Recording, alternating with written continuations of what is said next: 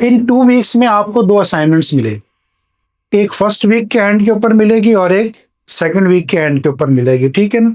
और वो जो आपके पास होंगी वो दोनों के दोनों जिस तरह क्रेडिट कोर्स होता है ना आपका, तो उसी तरीके से क्रेडिट असाइनमेंट्स होंगी आपके। आपका जो प्रोफाइल यहाँ तैयार हो रहा होगा उसका पार्ट बनेंगे वो, ताकि आखिर में आप लोगों को जो है वो बताया जा सके कि आपकी पूरी असेसमेंट है क्या, आपने क्या पढ़ा, क्या किया और क्या छोड़ दिया आपने, और किन एरियाज के ऊपर आप लोगों को। तो एक अलग फैकल्टी मेंबर जो है वो आप लोगों की एक एक की जो है वो पूरी प्रोफाइल को जो है ना एनालाइज करके आप लोगों के साथ हर सब्जेक्ट की करेगा, ठीक है। इसी तरीके से हम उसके बाद चलेंगे अपने अगले मॉड्यूल की तरफ। तो वो मॉड्यूल हमारा जो है वो थर्ड मॉड्यूल जो है वो सी सिविलाइजेशन एंड गवर्नेंस के ऊपर होगा, ठीक है ना। तो ये जो सिविलाइजेशन एंड गवर्नेंस है इसके अंदर ना थोड़ा सा हमें ज्यादा फोकस करने की जरूरत है। लेक्चर्स बढ़ जाएंगे इसके अंदर, इसमें 5 लेक्चर्स हम डिस्कस करेंगे इसके अंदर, ठीक है। 5 लेक्चर्स होंगे तो इसका मतलब है कि ये आपके पास 1 वीक से ज्यादा पड़ जाएगा और फोकस ज्यादा करने की जरूरत पड़ेगी। क्वेश्चंस बनते हैं इसके अंदर से, ठीक है ना, कुछ लेंथी क्वेश्चंस बनते हैं, तो इस वजह से हमारा ये मॉड्यूल थोड़ा सा ज्यादा टॉपिक्स रखता है अपने अंदर। आखिरी मॉड्यूल जिसको हम डिस्कस करेंगे वो सिस्टम्स के ऊपर है सारा का सारा, ठीक है ना। और यहाँ भी आपके पास जो है वो 4 लेक्चर्स होंगे और इन 4 लेक्चर्स के अंदर टोटल 5 लेक्चर्स हैं ये, और 15 लेक्चर्स हैं, मगर मोस्ट प्रोबेबली ये 16 to 17 लेक्चर्स हो जाएंगे। वजह यह है कि बाज़ लेक्चर्स ऐसे होते हैं कि जिनमें जो है वो जो हमारे पास डेजिग्नेटेड टाइम होता है उसमें वो लेक्चर खत्म नहीं हो पाता ड्यू टू वेरियस रीजंस, ठीक है ना। कुछ क्लियरिटी की वजह से नहीं हो पाता, कुछ हमें लगता है कि कुछ मजीद चीज़ों की ज़रूरत पड़ती है, तो लिहाजा थोड़ा सा फ्लेक्सिबल होता है। 15 के लिए डिज़ाइन किया गया है, मगर नॉर्मली 16 to 17 जो है वो लेक्चर्स इसके हो जाएंगे आपके। और इस 16 to 17 लेक्चर्स के अंदर जो है वो आपका 100% जो सिलेबस है वो कवर हो जाएगा, ठीक है ना। तो ये बेसिक जो एक हम कहते हैं कि आपके पास एक क्रक्स है पूरे इस सब्जेक्ट का जो हम यहाँ से लेकर चलेंगे। अच्छा, क्योंकि मैंने कहा ना थंब रूल्स जो है ना हमने डिस्कस कर लेने हैं क्लास के अंदर, जो है ना क्वेश्चन सिर्फ और सिर्फ आखिर में होंगे। मुझे जो है ना डिट्रैक्ट नहीं करना है आप लोगों ने।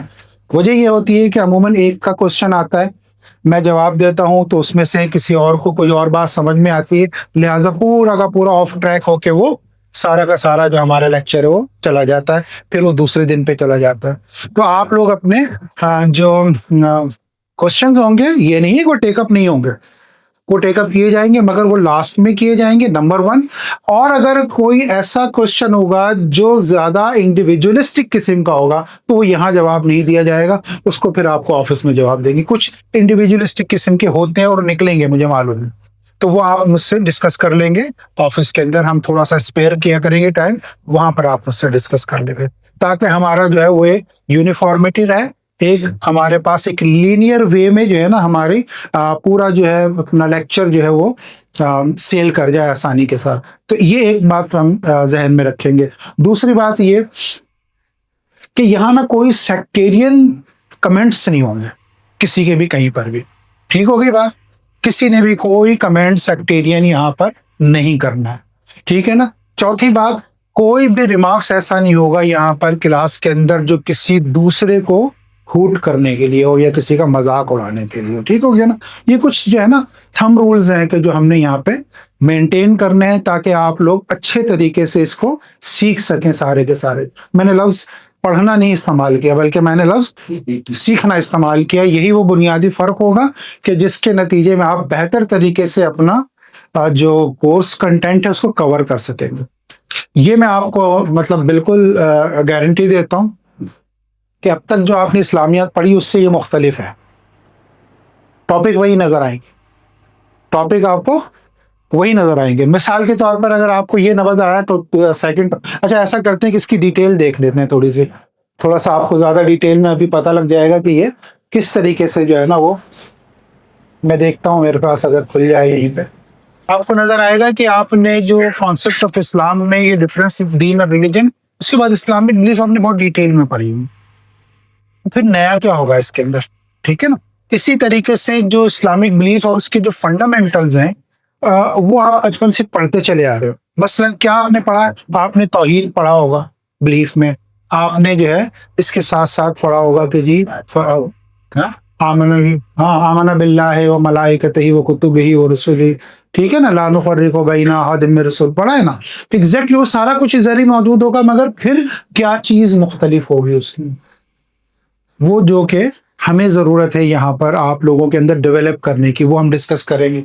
उसके साथ साथ आप देखिए कि जो फिलॉसफी ऑफ वर्शिप है, आपने शायद फिलॉसफी ऑफ वर्शिप के नाम से ना पढ़ा हो। बी मॉड्यूल जो हमारे पास है ये पूरा सीरा है दरअसल, ठीक है ना, और सीरा के साथ साथ उसके अंदर हमने थोड़ा सा एक टच ह्यूमन राइट्स का भी जो है वो रखा है। सीरा के हमारे पास जो है वो बेसिकली 4 इंग्रेडिएंट्स नजर आते हैं। वो इंग्रेडिएंट आपको नजर आएंगे कि सीरा as a being an individual of holy prophet, उसके साथ एजुकेटर और फिर पीस मेकर। इसको हमने एक अलग मॉड्यूल के अंदर डाल दिया और एक अलग लेक्चर में डाला है, और एक बिल्कुल सेपरेट लेक्चर रखा है हमने स्टेट क्राफ्ट के ऊपर। आप अगर गौर से देखेंगे इंडिविजुअल एजुकेटर हो या पीस मेकर हो, ये दरअसल सारा का सारा एज ए सोसाइटल गाइड के तौर पर आ रहा है, मगर यहां आपको नजर आ रहा होगा कि होली प्रॉफिट की अपनी लाइफ के अंदर जो स्टेट क्राफ्ट, उसमें 2 चीजें आ रही है, डिप्लोमेसी आ रही है और मिलिट्री स्ट्रेटेजी आ रही है। उसको हमने सेपरेट एक टॉपिक ही अलग कर दिया, वो हमने अलग से डिस्कस करना है, क्योंकि वहां गजवात के ऊपर हमने डिस्कस करके देखना है कि आखिर क्या फंडामेंटल्स थे उस जगह के ऊपर, और रिपीटेडली इन चारों में से कोई ना कोई एक सीरा का पार्ट जो है क्वेश्चन के अंदर पेपर में आ रहा होता है आगे पीछे। नॉर्मली जो है वो ज्यादा वो फोकस जो है मेरे ख्याल से करता है या तो ये मिलिट्री स्ट्रेटेजी के ऊपर कर लेता या पीस मेकर के ऊपर कर लेता। अमूमन मैंने देखा है कि इनके ऊपर ज्यादा आता है, फिर थोड़ी सी फ्रीक्वेंसी कम कर देता है। तो ये हमारे पास आप देखेंगे तो 4-5 लेक्चर्स यहाँ तक कंप्लीट हो जाएंगे। उसके बाद अगर आपको नजर आ रहा होगा तो ये एक बहुत बड़ा है कि जिसके अंदर से आपको नजर आएगा कि लाजमी तौर पे क्वेश्चन बना रहा होता है, या तो ह्यूमन राइट्स के ऊपर कुछ बना देगा या उसके साथ मशहूर तरीन टॉपिक है स्टेटस ऑफ वुमेन इन इस्लाम, और फिर उसके बाद डिग्निटी ऑफ मैन। मैं ये देखूंगा कि अगर ये dignity of man and women इधर ही कवर हो जाए ह्यूमन राइट्स के अंदर तो हम वहीं कवर कर देंगे, नहीं तो अलग से इसके 2-3 स्लाइड्स आपको बना के दे देंगे इसके अंदर। तो आपने देखा कि इसके नतीजे में 2 मॉड्यूल जो हमारे पास कंप्लीट हुए, तो 6 लेक्चर्स के अंदर आप हाफ तो मैं नहीं कहूंगा, 35 to 40% सिलेबस, 35 to 40% सिलेबस है। और उसके बाद आप देखिए कि जो ये सी मॉड्यूल है मेरा, उस सी मॉड्यूल के अंदर हमने इस्लामिक सिविलाइजेशन और कल्चर के ऊपर बात की है, और उसमें जो है हम देखेंगे कि एलिमेंट्स, और एलिमेंट्स भी स्पेसिफिक एलिमेंट्स, ठीक है, किस चीज के, सिविलाइजेशन के elements, difference between culture and the civilisation.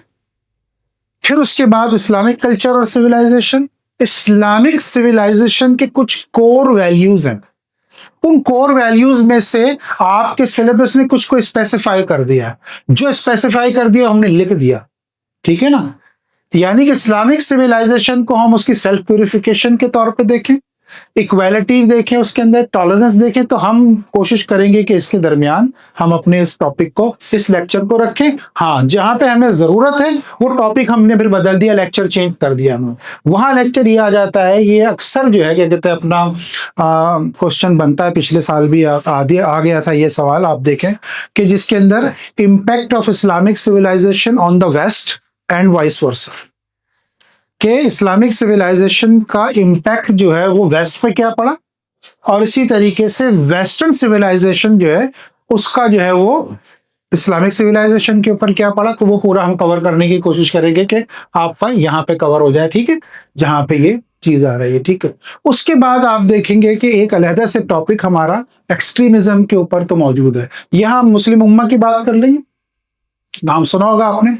मुस्लिम उम्मा का इसलिए ज्यादा इंपॉर्टेंट हो गया ये कि आजकल जितनी भी ये समझ लीजिए कि वर्ल्ड पॉलिटिक्स के अंदर जो चेंज आना शुरू हुआ है, उस चेंज के अंदर पाकिस्तान का जो पिवटल रोल पैदा होना शुरू हुआ डिप्लोमेसी के हवाले से, उसके नतीजे में आप ये देख रहे हैं कि वो किस तरह से सेंटर बनता जा रहा है। तो आपके लिए मैं ये समझता हूं कि नेक्स्ट जो भी हमारा पेपर आ रहा है 27 वाला, ठीक है ना, उसमें पर्टिनेंट क्वेश्चन ये तैयार रख लें अपने लिए। कौन सा वाला, ये उम्मा वाला। अब एंगल बदल सकता हो, एंगल को वो थोड़ा सा क्या करेगा, क्वेश्चन को आपके बनाकर अलग से दे देगा, मगर ये जरूर मैं बता दूं कि ये किसी न किसी एंगल से ये क्वेश्चन जो है आपके पाकिस्तान अफेयर, करंट अफेयर और इस्लामियात और ऐसे के अंदर, अब एक ही टॉपिक 4 अलग अलग आपके पेपर्स के अंदर आपके लिए इंपॉर्टेंट हो गया है। तो इसका मतलब ये है कि इस टॉपिक को आपने बहुत ही केयरफुली बनाना है, तैयार करना है। हमारे यहाँ ऐसे जो है वो साफ पढ़ाते। क्लास हुई है अभी किसी की? नहीं हुई ना, किसी कोई भी क्लास हुई है? क्लास अभी किसी की? आज पहली क्लास हो रही है अभी? हाँ हुई है। ऐसे की तो नहीं हुई ना अभी किसी की? ऐसे की हुई है ना? तो बाज टॉपिक ऐसे हैं कि जो ऐसे के लिए भी पर्टिनेंट है। तो हो सकता है कि हमने आज कल आप लोगों के हवाले से डिस्कस किया है ऐसे को भी। तो ऐसे में हमें एक इशू आ रहा है आप लोगों की तरफ से, वो है कंटेंट। लिखना आता है मगर कंटेंट आपके पास लिखने के लिए अवेलेबल नहीं। तो हम एक थोड़ा सा देख रहे हैं, कोई 15 से 20 के करीब टॉपिक्स कि जिसका कंटेंट भी जो है ना वो आपको प्रॉपर तरीके से प्रोवाइड किया जा सके। उसमें से कुछ कंटेंट ऐसा है जो इस्लामिक स्टडीज में है, तो वो हम जब डिस्कस करेंगे तो उसमें हमें दोनों पर्सपेक्टिव सामने रख के करेंगे कि ये टॉपिक हमारा ऐसा है कि जिसका कंटेंट यूटिलाइज हो सकता है किसमें, ऐसे कहते हैं। और चूंकि मैं अभी आपको कह रहा हूं कि मुस्लिम उम्मा के हवाले से भी ये बहुत ज्यादा इंपॉर्टेंट है। देखिए, अरब इसराइल वॉर कोई आज की चीज नहीं है। अरब इसराइल वॉर एमिनेट्स फ्रॉम, कब से शुरू हुई थी? 1940, और इसके रूट्स पीछे 1900 से शुरू हो जाते हैं। ठीक है, नहीं उधर नहीं जाए, अभी यहीं तक रुके ना, कैंप डेविड से पहले करना शुरू करें और फिर आप देखते जाए 1948, 56, 67, 71 एंड देन ना। तो अब आपको 5 अलग अलग पीरियड को देखोगे तो जाकर ये कहीं समझने में आता है, और उसमें पाकिस्तान का रोल। तो मुस्लिम उम्मा के हवाले से ये कन्फ्लिक्ट कितना इंपॉर्टेंट हो गया। आज जो है यही कन्फ्लिक्ट ग्लू के तौर पर जो है मुस्लिम उम्मा को क्या करना शुरू कर रहा है, जोड़ने का काम भी कर रहा है। तो इस वजह से ये टॉपिक हमने दोनों हवालों से कवर करना है। ठीक है ना। अच्छा, इसके अलावा देखें ना कि सिर्फ ये नहीं है मुस्लिम वर्ल्ड के अंदर, मुस्लिम वर्ल्ड की अपनी सोशियोलॉजी क्या है, इसी तरीके से मुस्लिम वर्ल्ड के अंदर अपनी कैरेक्टरिस्टिक्स उसके क्या है, ये अलग से एक टॉपिक है पूरा, ये भी हम डिस्कस करें, यही पे डिस्कस करेंगे सारे हम। अच्छा, उसके बाद आ जाइए कि जी हम डिस्कस कर रहे होंगे इसके अंदर कि yes Islam in modern, role of Islam in modernity, ये उसी टॉपिक का पार्ट होगा। और इस्लाम के साथ वो आपका एक्सट्रीमिज्म हम वहीं कवर कर लेंगे। फिर उसके बाद आइए 10th और 11th जो आपके पास 2 लेक्चर्स होंगे, ये 2 लेक्चर्स आपके 100%। अच्छा, ये भी जो 2 लेक्चर्स हैं इनमें भी कंटेंट मौजूद है ऐसे का। ठीक है ना। तो हम इसको इस एंगल से पढ़ाएंगे कि ये वो जाकर आपका जो है ना ऐसे के लिए भी कुछ कंटेंट आपको प्रोवाइड कर सके। यहाँ पे हमने जो है ना 2-3 चीजें जो कवर करनी है कि कॉन्सेप्ट ऑफ गवर्नेंस, शूरा क्या है, सोर्सेज ऑफ लॉ जो है वो क्या क्या यूज होते हैं। अच्छा, ये सोर्सेज ऑफ लॉ हम आखिर में भी जाके पढ़ेंगे। ठीक है। उसके बाद जो पायस कैलिफेट थे, खासतौर पर 2 हजरत उमर खत्ताब और हजरत अली रजी अल्लाह ताला अन्हु के ज़माने के अंदर जो एडमिनिस्ट्रेटिव रिफॉर्म्स थी और जो इंस्ट्रक्शंस थी, गाइडलाइंस थी फॉर द एडमिनिस्ट्रेटर, उनको बेस बनाकर, ठीक है ना, वो हमने यहाँ पे सारा का सारा जो है ना वो डिस्कस करना है। Then comes the last module, the comprehensive system. 5 basic systems मैं पढ़ाता हूँ नॉर्मली, उसके अंदर हम इसमें से कोशिश करेंगे कि आपको जो है वो पहले तो ये दिखा दें कि सैलिएंट फीचर्स क्या है इस्लामिक सिस्टम के, क्यों मुख्तलिफ है इस्लामिक सिस्टम्स किसी वेस्टर्न सिस्टम से। लाइक पॉलिटिकल सिस्टम अगर मुख्तलिफ है डेमोक्रेटिक सिस्टम से तो क्यों मुख्तलिफ है, यहां से हमारी बात जो है वो शुरू होगी। या सोशल सिस्टम अगर चेंज है तो वो सोशल सिस्टम क्यों चेंज है, फंडामेंटल सोशल सिस्टम के क्या है। इसी तरीके से हम ये डिस्कस करने की कोशिश करेंगे इकोनॉमिक सिस्टम के फंडामेंटल इस्लाम क्या देता है, और आपके पास जो लेसिफेयर इकोनॉमी है वो क्या दे रही होती है। तो कंपैरेटिव स्टडी भी चलती जाएगी साथ साथ हमारी। हम वेस्ट के साथ इसको कंपेयर भी करते चले जाएंगे और इधर भी करेंगे। इसी तरह मॉरल सिस्टम की क्या इंपॉर्टेंस है हमारे इसके अंदर। और उसके बाद वैसे तो हमने यहाँ पे लिखा 3 ही है यहाँ पे, मगर मेरे ख्याल से सोशल सिस्टम ऊपर आ जाएगा। ठीक है, सोशल सिस्टम भी हम इसमें से डिस्कस कर लेंगे। तो इस तरह से आपका ये अप्रोच करते हुए आखिरी 2 टॉपिक तक पहुंचेगा, जिसमें जुडिशियल सिस्टम, एडमिनिस्ट्रेटिव सिस्टम। अगर एडमिनिस्ट्रेटिव सिस्टम मैंने ऊपर डिटेल में पढ़ा दिया तो फिर यहाँ नहीं पढ़ाऊंगा, और अगर ऊपर नहीं पढ़ाया तो फिर यहाँ पढ़ाऊंगा। ठीक हो गई ना बात। उसके बाद आखिर के अंदर जो सबसे ज्यादा मेरा मुश्किल तो मैं नहीं कहूंगा, ज्यादा टेक्निकल जो टॉपिक है मेरे, वो लास्ट वाला है। ठीक है ना, टेक्निकल इन अ सेंस कि ये हमारे पास जो है तकरीबन ये समझ लीजिए कि फिक़ह के जो बहुत ही बुनियादी और फंडामेंटल उसूल है, उनके मुताबिक ये उसूल फिक़ह के मुताबिक ये दोनों टॉपिक्स पढ़ाए जाएंगे, इजमा और इज्तिहाद। वैसे तो मैंने लिखा सिर्फ इजमा और इज्तिहाद है, मगर इज्तिहाद के अंदर कयास, मसाले मुरसला, और वो भी हम पढ़ाएंगे आपको। ठीक है ना। तो यहाँ जाकर 15 मैंने आपको कहा है, मगर 16 to 17 जो है वो आपके लेक्चर्स जो है वो होंगे इंशाल्लाह, और उसके अंदर आप लोगों का टोटल जो सिलेबस है वो हम कोशिश करेंगे कवर कर लें। 100% जो है वो आप लोगों की अटेंडेंस चाहिए मुझे। तीसरे दिन किसी ने आने की कोशिश की ना तो ना आए, तो 2 दिन छुट्टी के बाद किसी ने तीसरे दिन आने की कोशिश की ना तो फिर वो ना आए क्लास के अंदर। ठीक है, उसकी वजह है मैं बता देता हूँ, क्योंकि आप लोगों का अब जिंदगी में एक ही मकसद रह गया है, और वो क्या रह गया है इस वक्त के लिए, और वो है आप लोगों ने इस एग्जाम को क्वालिफाई करना। ठीक है ना। तो अब आपका फोकस किसके ऊपर है, समझ में आ रही है बात। कोई मेहंदी नहीं, कोई माइयों नहीं, कोई वो नहीं, सब उसको अभी डालो साइड में। समझ में आ गई। कोई दोस्ती यारी नहीं है भाई, खत्म कर दे, वो बाद में कर लेंगे। समझ रहे हैं ना बात को। तो ये बात इसलिए कर रहा हूं कि हम इससे गुजरे, तो पता लगा है कि यार ये करने बैठ गए तो फिर दूसरा काम नहीं होना, या तो चले जाओ, छोड़ो इस बातों को, पैसे वैसे टाइम जाया करने की जरूरत नहीं है। तो क्या चीज चाहिए, 2 चीजें चाहिए आपसे। आप लोगों का लेजर लाइक फोकस चाहिए, लेजर लाइक फोकस चाहिए, और परसिस्टेंसी चाहिए। 2 बातें समझ में आ गई। Yes sir. Laser like focus and persistency, nothing else. कम से कम जब तक आप पढ़ रहे हैं उस वक्त तक आप बाकी सब बातों को निकाल दो, जिंदगी से निकाल दो, आएंगे आगे, बाद में आती रहेंगी, उनका कोई हमें नहीं है, वो आ जाएंगी, वो कर लीजिएगा। ठीक है ना। तो उस वक्त जो है कम से कम आप उसको अपने जहनों पे निकाल।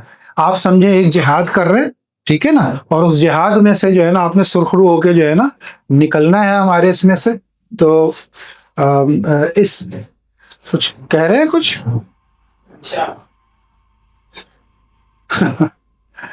इसलिए कह रहा हूँ बेटा कि ये मुझे यहाँ कॉमिक्स में खड़े हुए आज 14वां साल है, 14th ईयर है ये, और हर साल अगर जो है हमारे पास जो है वो आप 8-8 बैचेस गुजार रहे हैं यहाँ पे, तो अंदाजा लगा लीजिए कि कितने बच्चे यहाँ से गुजर के जा रहे हैं। ठीक है ना। अब अगर ये गुजर के जा रहे हैं यहाँ से, तो इतने बच्चों को पढ़ाने का तो कम से कम तजुर्बा है ना। तो जो 2 बातें मैंने इन बच्चों से सीखी वो मैं आपके साथ कर रहा हूं कि I just need a laser like focus and your persistency. My chief commissioner is here, और वो चले गए हो तो, वरना भी his chief commissioner RTO Hyderabad, और वो मेरे ख्याल से क्लास आपकी अटेंड करेंगे। थोड़ी सी कोशिश हमारी ये होती है बेटा कि आप लोगों को थोड़ा जो है वो अच्छा जो है ना एक्सपोजर जो है वो दिया जा सके। अच्छा जी,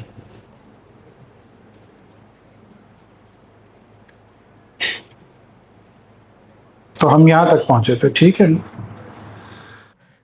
ये थी बात जो इस स्लाइड के ऊपर हमने की है। ठीक है ना। अब जरा सा देखें आगे हमारी जो, अच्छा ये एक मैं बीच में रोक लेता हूँ 5 मिनट के लिए। इन 5 मिनट्स में आपको क्वेश्चन कोई आ रहा है तो बता लें मुझसे, किसी को कोई कंफ्यूजन है इन 3-4 बातों में जो अभी हमने की है, क्योंकि इसके बाद हम थोड़ा सा चेंज करेंगे। नहीं है तो मैं ये समझ रहा हूँ कि आपको ये बात सारी समझ में आ गई है। ठीक है। उसके बाद अगर आप मुझसे जो सबसे पहला सवाल करते हैं ना कि सर पढ़ेंगे क्या, तो मैं कुछ बुक्स आप लोगों के सामने लेकर आ गया। तो पहली फुर्सत में जो सबसे अच्छी लग रही है बुक वो आप लोग क्या करेंगे, दो बुक्स आपके सामने नजर आ रही है, नाम सही नहीं नजर आ रहा तो मुझे लिखवा दूंगा मैं आपको। Number 1 is introduction to Islam by doctor Mohammad Hamidullah, ठीक हो गया, मशहूर बुक है बहुत ज्यादा, ठीक है। उसके बाद दूसरी बुक है towards understanding Islam by Khurshid Ahmad. Basically नहीं है, ये अबुल आला मौदूदी साहब की बुक है, मगर चूंकि उर्दू में थी तो उसको ट्रांसलेट और मैनेज किया है खुर्शीद साहब ने, ठीक हो गई ना। तो बुक है किसकी? अबुल आला मौदूदी साहब की।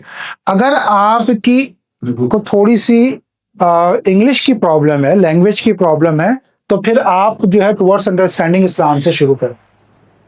इजी लैंग्वेज है, बहुत आराम से समझ में आएगी। उससे थोड़ी सी लैंग्वेज वो यहाँ पे मुश्किल कर देते हैं, मगर किताब बहुत अच्छी है। दो बुक्स हो गई आप लोगों के सामने। तीसरी बुक जो है ना वो आप रेफर कर सकते हैं, ये है खुर्शीद साहब की बुक, ये भी कंपाइलेशन है, इस्लाम इट्स मीनिंग एंड मैसेज, बहुत अच्छी बुक है, इसको भी रेफर कर सकते हैं आप।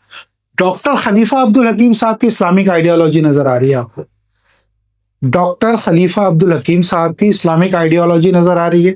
इदारा सकाफत इस्लामिया ने इसको पब्लिश की। 4 बुक्स मैंने आपके सामने रखी है और मैं प्रेफर नहीं करता हूँ चौथाई साहब की बुक को। हाँ, क्या पूछ रहे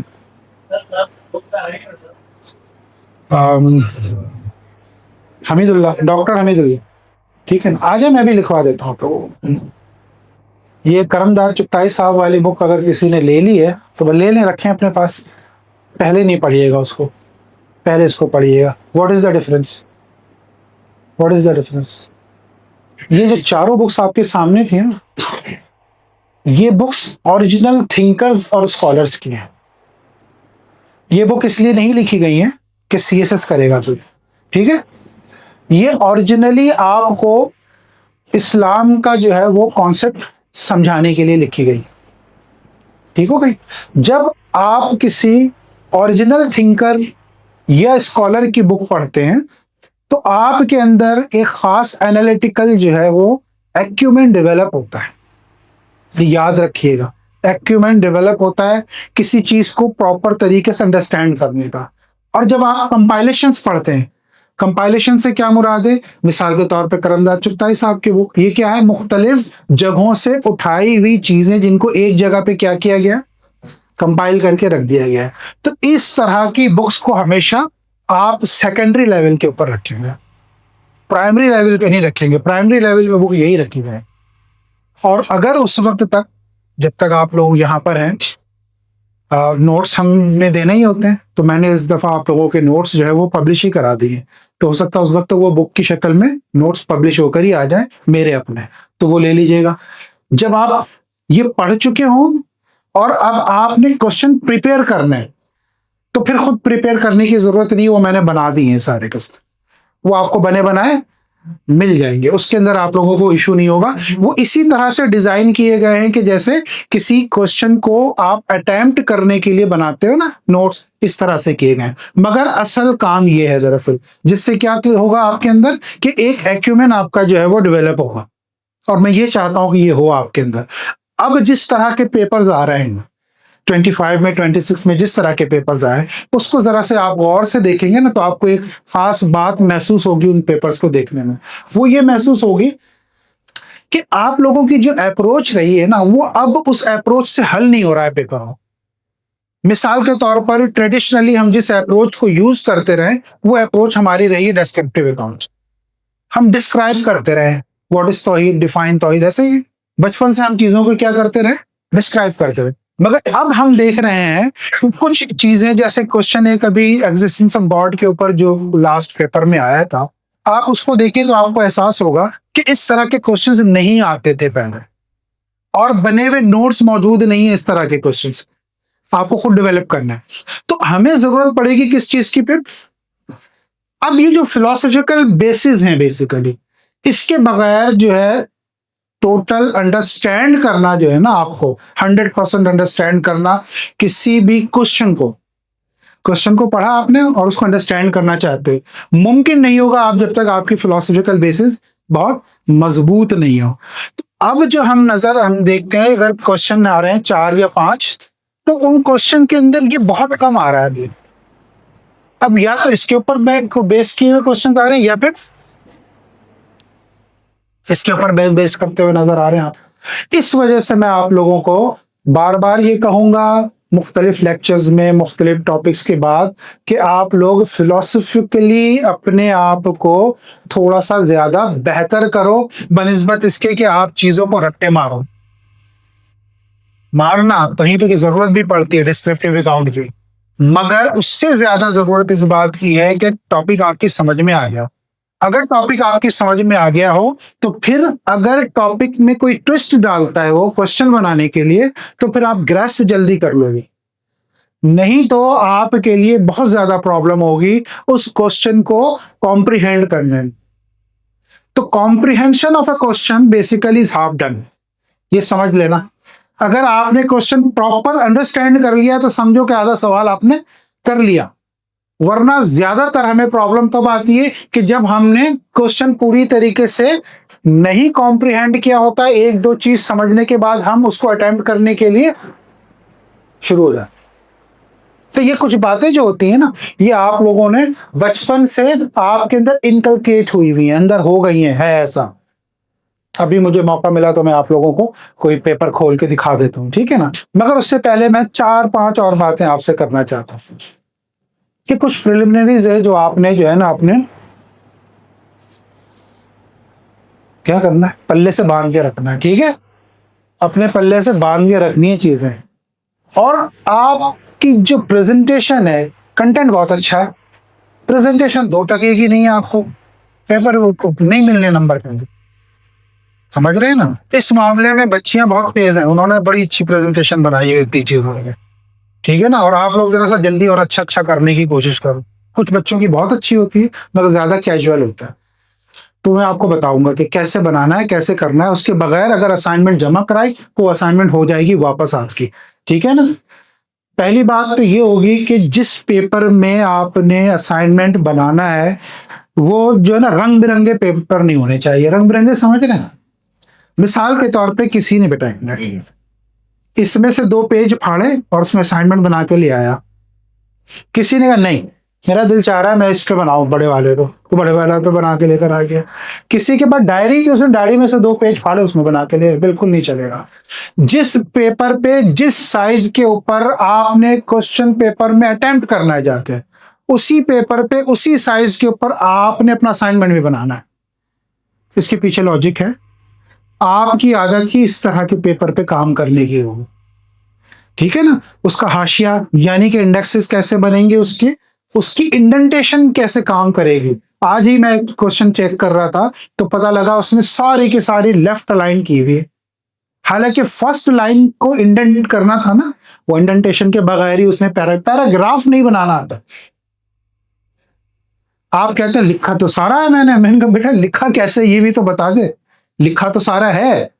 अच्छा उसी साथ में प्रेजेंटेशन के साथ साथ, अच्छा ये जो मैं आपके सामने बातें कर रहा हूं ना, इसमें से कुछ बातें मेरी अपनी एक्सपीरियंस की हैं और कुछ बातें मैं कह रहा हूं FPSC का जो एग्जामिनर अपनी एक रिपोर्ट सबमिट कराता है कि जिसके अंदर वो अपनी ऑब्जर्वेशन देता है कि बच्चों ने क्या गलतियां की हैं, उसके बेस के ऊपर कर रहा हूं। तो प्रेजेंटेशन का इशू उधर भी आता है। वहां भी आपको जो है पता लगता है कि जी आपने इंडेंट नहीं किया, आपकी स्पेलिंग मिस्टेक्स थी, आपने कटिंग्स की हैं वहां पर। तो ये सारी आदतें ना अपने अंदर से निकाल देंगे। कटिंग्स, स्पेलिंग मिस्टेक्स, ये सब निकालने 12 के 12 पेपर्स के लिए। सिर्फ इस्लामियत की बात नहीं कर रहा हूं, क्योंकि खास तौर पे ऐसे में तो आप ये समझ लीजिए कि स्पेलिंग मिस्टेक इज अ सिन। वो कहता है ये तो होना ही नहीं चाहिए। कैपिटलाइजेशन के इश्यूज हैं आप लोगों के, वो ठीक करने हैं आप लोगों ने।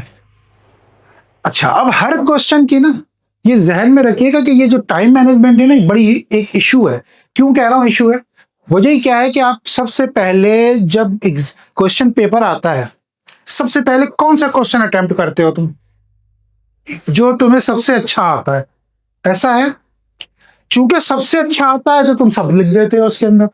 जब सब लिखने जाते हो तो तुम टाइम थोड़ा सा ज्यादा ले लेते हो दूसरों के हिसाब से, जबकि हर एक क्वेश्चन को अटेम्प्ट करने के लिए कुछ स्पेसिफिक टाइम है आपके पास।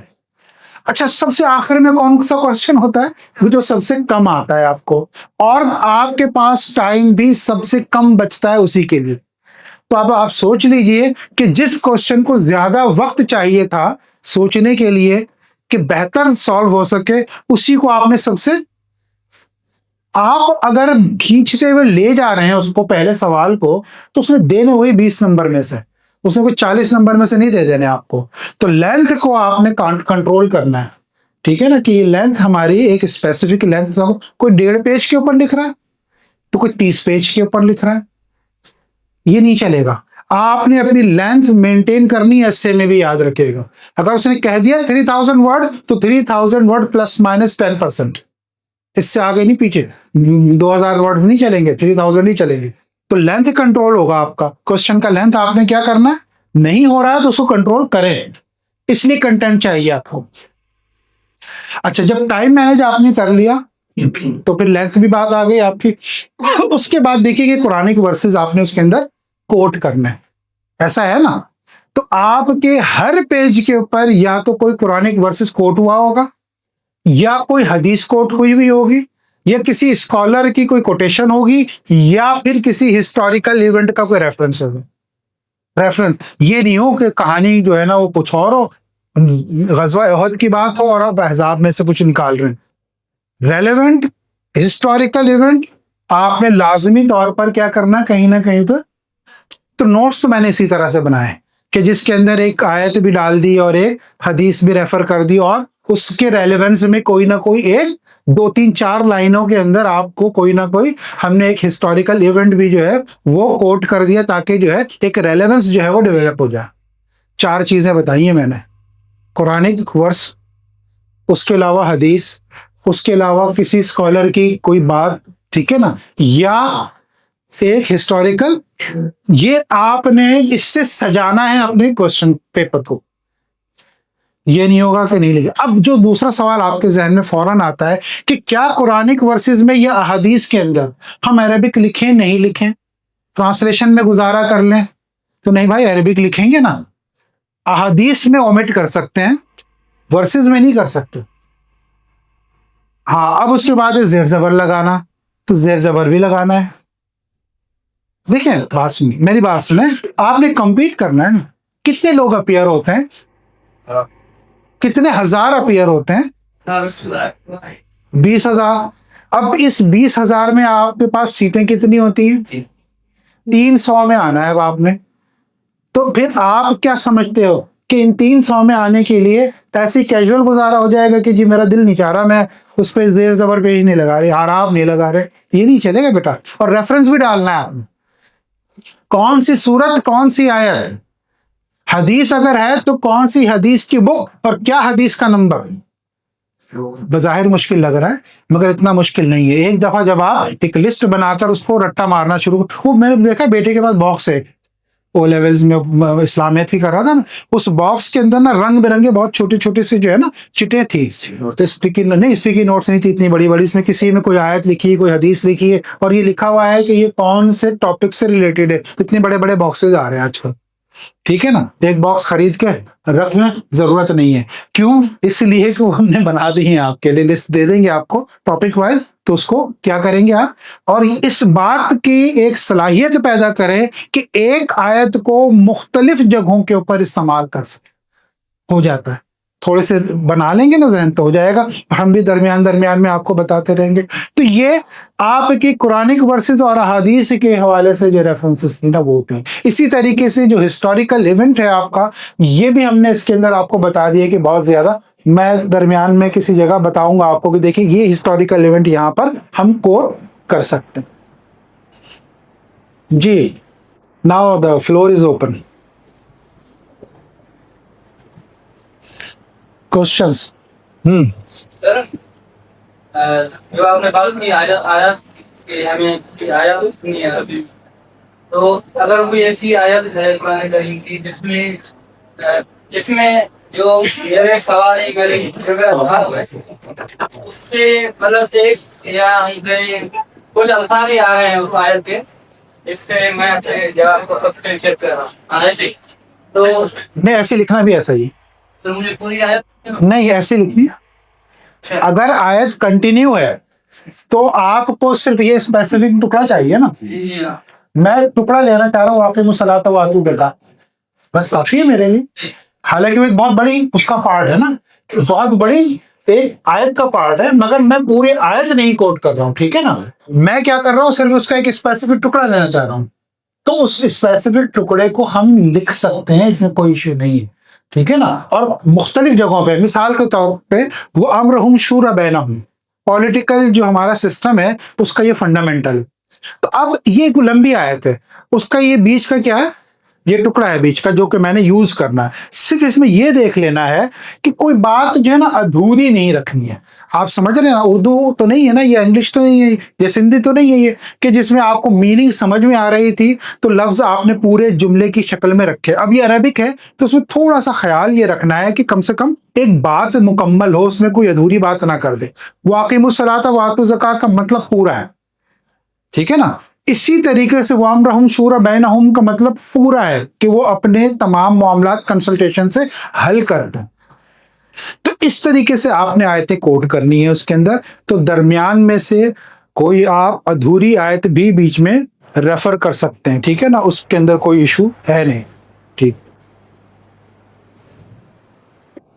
जी, एनीथिंग एल्स? हाँ बेटा, सर उसी के सब्जेक्ट हाँ बिल्कुल रख सकते हैं, इसमें क्या इशू। मगर एक मिसकंसेप्शन सुन लीजिए, वो ये कि उर्दू में रखने से नंबर कम आते हैं, ये मिसकंसेप्शन। हाँ सर ये इसी वजह से मेरे बात। हाँ, तो ये मिसकंसेप्शन ही है बेटा। बात समझ लीजिए क्या कहना चाहता हूं मैं। जिस लैंग्वेज में आपने अब तक इस्लामियत पढ़ी है उसमें अटेम्प्ट है, आपको ज्यादा सहूलत होगी, एक बात। और जिसने अगर उर्दू में अटेम्प्ट करना है ना भाई, वो जरूर मुझे एक दफा कोई एक आध क्वेश्चन खुद छापा मार के नहीं, खुद लिख कर दिखा दे, तो मुझे ये पता लग जाए कि एक्सप्रेशंस कैसे हैं, क्या इस तरह के हैं एक्सप्रेशंस कि वो उर्दू में लिख ले तो कोई प्रॉब्लम नहीं होगी। आज ही जो मैंने एक ऐसे चेक किया है, उसके अंदर नहीं बल्कि मकाराम अखलाक वाला एक मैंने टॉपिक चेक किया इस्लामियात का, तो उसके अंदर जो एक्सप्रेशन थे वो उसने इंग्लिश में अटेम्प्ट किया, मगर उसके अंदर जो एक्सप्रेशन थे वो उससे साफ पता लग रहा था कि इसके जो है ना स्पेसिफिक टर्मिनोलॉजी से पता नहीं है इसको। देखिए हर सब्जेक्ट की एक स्पेसिफिक टर्मिनोलॉजीज का सेट होता है ना पूरा, आपको वो याद होनी चाहिए, वो इस्तेमाल करने चाहिए, और एक्सप्रेशंस आपको अपने उस सब्जेक्ट के हिसाब से डेवलप करने चाहिए। कब होंगे? जब मैंने जिन ऑथर्स का नाम लिया, जो बुक्स आपको दिखाई, वो पढ़ी हुई होंगी तो, क्योंकि उन्होंने उसमें की होंगी वो इस्तेमाल।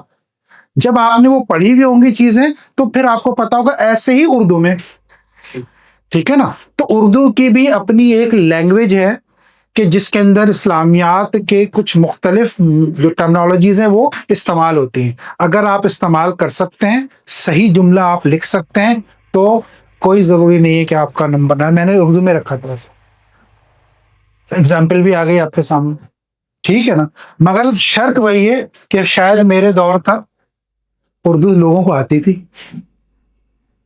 2000 का पेपर दिया था मैंने, कितने साल हो गए वैसे? बहुत सारे हो गए ना, 26 साल तो हो ही गए। तो उस वक्त तक उर्दू आती थी, अब नहीं आती थोड़ी ना। अब तो हमें शर्म भी नहीं आती इस बात पर कि हमें अपनी जुबान नहीं आती, है ना। हमारे सिंधी का भी हाल है, हमारे इंग्लिश का भी वही हाल है, हमारे उर्दू का भी वही हाल, तीनों ही जुबानें हमने। और कुछ बेटा, आप सब लोगों की समझ आई? वो जो पीछे टीम हमारी बैठी हुई है आ गई ना बेटा। अब हम मैं देखता हूँ कि कल मैं क्लास लेता हूँ अगर, तो हम पहला लेक्चर जो है हमारा, हम उस लेक्चर से शुरू करेंगे, ठीक है ना। और अभी मैं इनको कहूँगा कि आप लोगों को ये हैंडआउट के तौर पर ये जो मैंने आपको दिखाया दे दें, ताकि आप टिक लगाते रहे कि कौन कौन से टॉपिक हमारे हो गए, कौन कौन से रहते हैं, किस किस पे आपने काम कर लिया, ठीक है ना। बुक्स आप लोग ले लें, ये सारी बुक्स पीडीएफ पे भी दरियाव मौजूद है। ये सारी बुक्स आपको पाकिस्तान वाले के पास भी मिल जाएंगी, लॉ बुक हाउस पे भी मिल जाएंगी, और लतीफ़ाबाद में शेख बुक डिपो पे मिल जाएंगी, ये सब जगहों के ऊपर मिल जाएंगी। मगर पीडीएफ में अवेलेबल है, आप लोग अगर आदि हैं पीडीएफ के तो वहां से आप लोग ये ले सकते हैं। और कोई सवाल बेटा? खत्म करें फिर आज, इतना काफी है आज के लिए, ठीक है ना। This is just the orientation ना, ठीक है ना। और बाकी जो है वो दूसरे सब्जेक्ट्स देख लें क्या करना है आप लोगों ने। हम इंशाल्लाह अगर जो है आप लोग थोड़ा सा पढ़कर आ जाएं क्या पढ़कर आ जाए? आइडियोलॉजी ऑफ इस्लाम पढ़ के आ जाए कहीं से, ठीक है ना, कि what is the concept of Islam और what is the ideology of Islam, कहीं से भी पढ़ लें, ठीक है ना। बट चैट पे मत जाइएगा, चैट जीपीटी पे नहीं जाइएगा, ठीक है। कोशिश कीजिएगा कि पढ़ें कहीं से, किसी अच्छे ऑथर की बुक में से, है ये, किसी अच्छे ऑथर की बुक में से पढ़ें इसको। आपको मैं दोहरा फायदा उठाने दूंगा, यानी कि कंटेंट भी आएगा और उस अच्छे स्कॉलर को पढ़ने के नतीजे में आपके अंदर जो एक एनालिटिकल पावर डेवलप होगी ना, वो आपको भी नजर नहीं आएगी, वो बहुत बाद में दिखेगी। एंड आई एश्योर यू कि ऐसा होगा, ठीक है। ठीक है बेटा, फिर इंशाल्लाह कल हम जो है ना मिलते हैं। Thank you.